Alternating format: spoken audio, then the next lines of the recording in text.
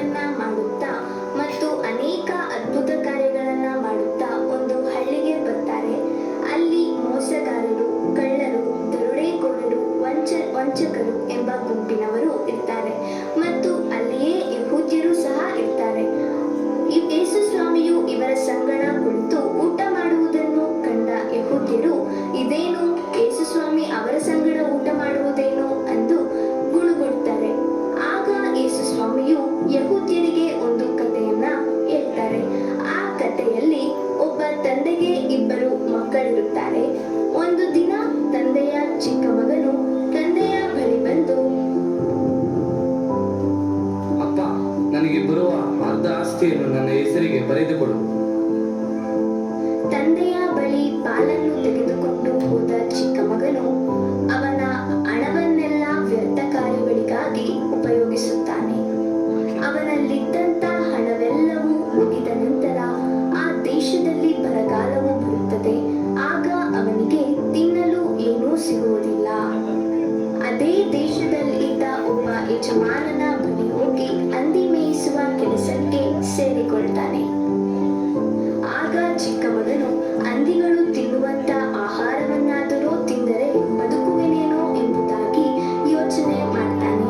ಆದರೆ ಅವನ ಕೈಯಲ್ಲಿ ಅದು ತಿನ್ನಲು ಆಗುವುದಿಲ್ಲ ಮತ್ತು ಆ ದೇಶದಲ್ಲಿ ಯಾರೂ ಸಹ ಅವನಿಗೆ ಆಹಾರವನ್ನು ಕೊಡಲಿಲ್ಲ.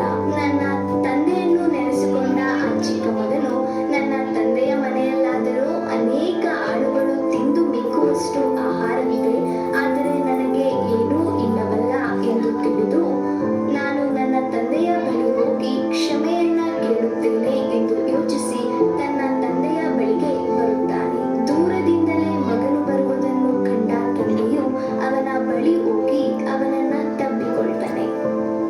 ಅಪ್ಪ, ನಿನಗೂ ದೇವರಿಗೂ ನಾನು ಅವಿಧೇಯನಾಗಿ ತಪ್ಪು ಮಾಡಿ ಪಾಪ ಮಾಡಿದ್ದೇನೆ. ಅಪ್ಪ, ನನ್ನನ್ನು ಕ್ಷಮಿಸು. ನಿನ್ನ ಮಗನಾಗಿರುವುದಕ್ಕೂ ನನಗೆ ಯೋಗ್ಯತೆ ಇಲ್ಲ. ಅಪ್ಪ, ನಿನ್ನ ಮನೆಯ ಆಳನ್ನಾಗಿ ನನ್ನನ್ನು ಸ್ವೀಕರಿಸು. ಆಗ ತಂದೆಯು ಸೇವಕರನ್ನು ಕರೆದು, ಸೇವಕರೇ, ತಪ್ಪಿ ಹೋದಂತ ನನ್ನ ಮಗನು ತಿರುಗಿ ಬಂದಿದ್ದಾನೆ. ಆದ್ದರಿಂದ ಈತನಿಗೆ ಹೊಸ ಬಟ್ಟೆಯನ್ನು ಹಾಕಿರಿ, ಹೊಸ ಉಂಗುರಗಳನ್ನು ಹಾಕಿರಿ, ಹೊಸ ಚಪ್ಪಲಿಯನ್ನು ಹಾಕಿರಿ. ಹಬ್ಬ ಮಾಡೋಣ, ಉಲ್ಲಾಸ ಪಡೋಣ ಎಂದು ಹೇಳಿದನು.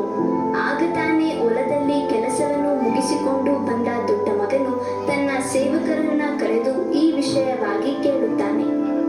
ಆಗ ಆ ಸೇವಕನು, ತಪ್ಪಿ ಹೋದ ನಿನ್ನ ತಮ್ಮನು ತಿರುಗಿ ಬಂದಿದ್ದಾನೆ, ಅದಕ್ಕೋಸ್ಕರ ನಿಮ್ಮಪ್ಪ ಹಬ್ಬ ಮಾಡುತ್ತಾ ಇದ್ದಾರೆ. ಇದನ್ನು ಕೇಳಿದಂತ ದೊಡ್ಡ ಮಗನು ಬಹಳವಾಗಿ ಕೋಪಗೊಳ್ಳುತ್ತಾನೆ. ಕೋಪಗೊಂಡು ಮನೆಯೊಳಗೆ ಹೋಗುವುದಿಲ್ಲ. ಆಗ ತಂದೆಯು ಮನೆಯೊಳಗೆ ಬಾ ಎಂದು ಕರೆಯುತ್ತಾನೆ. ಆಗ ದೊಡ್ಡ ಮಗನು, ಅಪ್ಪ, ನಾನು ನಿನ್ನ ಸಂಗಡ ಚಿಕ್ಕ ವಯಸ್ಸಿನಿಂದ ಇದ್ದೇನೆ. ನಿನ್ನ ಒಂದು ಮಾತಿಗಾದರೂ ನಾನು ಅವಿಧೇಯನಾಗಲಿಲ್ಲ. ಆದರೆ ನೀನು ನನ್ನ ಸ್ನೇಹಿತರ ಜೊತೆ ಯಾವತ್ತೂ ಈ ಥರ ಹಬ್ಬ ಮಾಡಲಿಲ್ಲ. ಆದರೆ ಚಿಕ್ಕ ಮಗ ಹಣವನ್ನೆಲ್ಲ ತೆಗೆದುಕೊಂಡು ಹಾಳು ಮಾಡ್ದ. ಅವನಿಗೆ ನೀನು ಈ ರೀತಿಯಾದ ಹಬ್ಬ ಮಾಡ್ತಾ ಇದೀಯ.